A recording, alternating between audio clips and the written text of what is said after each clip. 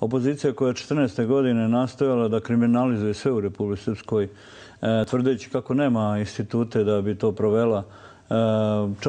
Čak mi je i Bosić tužio, pošao nasad pa izgubio. Sve što je rekao tamo ispalo da nije istina. Ima sudska presuda o tome. Ali oni su ozlojeđeni nastavili dalje da zloupotrebljavaju institucije Bosne i Hercegovine i pokušavaju da se obračunaju sa Republikom Srpskom, ozlojeđeni u tom svom nekome, ne znam ni ja čemu. U svakom slučaju, njihov ulazak u zajedničke institucije se najviše njima mlati u glavu.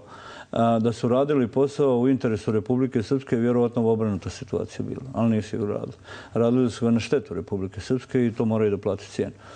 To je narod razumio i shvatio. Znate, ja sam narodu govorio i prije 14. godine da je Bosić i ostali da su probosanci i da su tamo bili po fakultetima gdje su njih pozdravljali kao nove probosanske političke snage i da će oni izdati kad dođu u zajedničke institucije. Narod tad nije vjerovao. 14. godine dali su određenu podršku njima i oni su imali dovoljno kapacitet da odu gore na nivo BiH. Sada je narod vidio. Oni su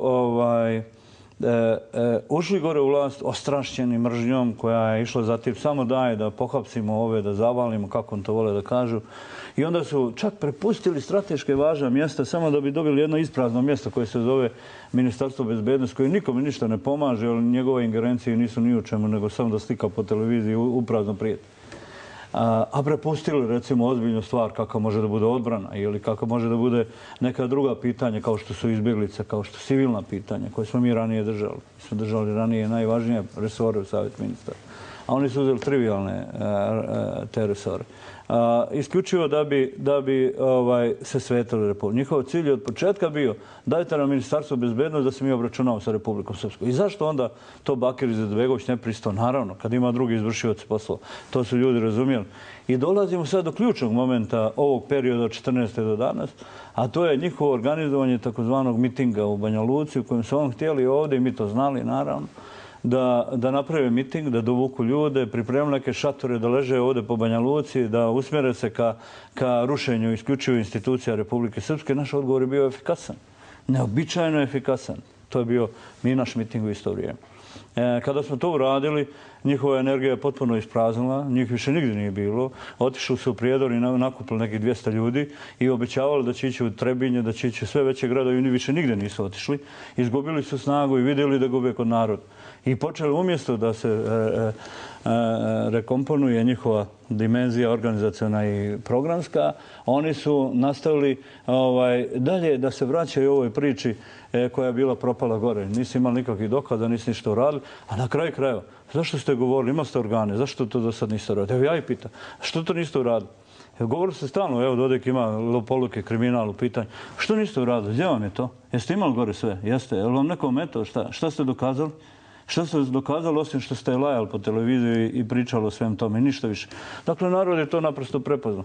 Taj miting, dva mitinga su bili veoma rizičan trenutak. Mnogi su govorili da će to početi sukobi. Mnogi su željeli da to počne sukob. Nisu razumijeli. Oni ne razumiju politiku. Naprosto ne razumiju politiku.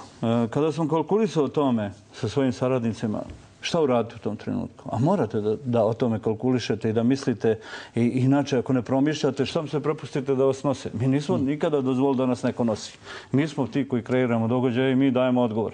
Znači, bio je realna opasnost za Republiku Srpsku da se zarobi i da se institucije zarobe i da se ništa ne radi i da se naprosto sam pravi nasilje koje bi bilo podržano od strane federacije, imajući u vidu ranije demonstracije u federaciji koji su imali za cilj da se prespu u Republici Srpskoj. Sad sa tim mitingom je to trebalo da uđe.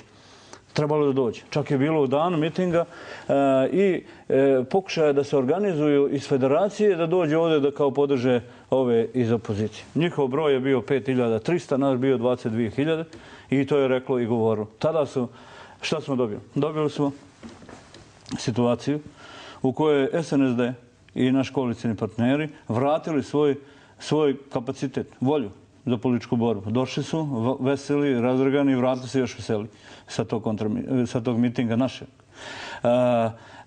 Nije bilo ni jednog incidenta. Šta oni nisu razumijeli u ovom svemu? Oni su htjeli da budu njihov miting i da usmjere se na udare policiju i da traže da policija bude ili za sukobe s policijom ili da policiju prevuku na svoju stranu i da onda ruše institucije Republike Srpske. Bez obzira na izbore koji su pokazali kako to ide.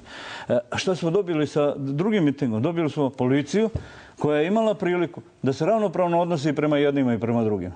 I policija je odigrala najozbiljniju ulogu u svem tome. Znači, da nisu to uradili, on bi devastirali policiju Republike Srpske i stvorili uslove da se ponovo izvrši reforma policije. Naravno, on o tome nisu htjeli, nisu razmišljali. Na kraju krajeva, njihov kapacitet je tad potpuno splasno i nije ga više ni bilo. I oni su počeli da gube i mi smo to znali da gube.